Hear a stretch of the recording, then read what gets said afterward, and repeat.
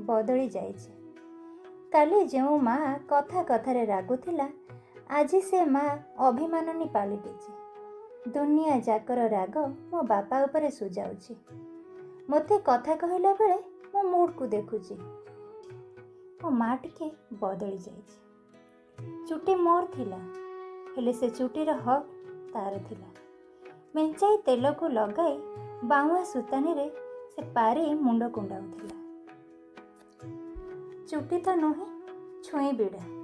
ପୁଣି କଥା କଥାରେ ସେ ଚୁଟିକି ଘୋଷାଡ଼ି ବିଧା ଚାପୁଡ଼ାରେ ସେ ପିଠିକି ସିଝାଇ ଦେଉଥିଲା। ଆଜି ନାକରେ କାନ୍ଦି ବାପାଙ୍କ ବିରୁଦ୍ଧରେ ମୋତେ କହୁଛି। ବେଳେବେଳେ ଲାଗେ ମୋ ମାଆଟା ଏବେ ପିଲା ହୋଇଯାଇଛି। ନହେଲେ କୁହ ତ, ମା କ'ଣ କେବେ ବଦଳିଛି?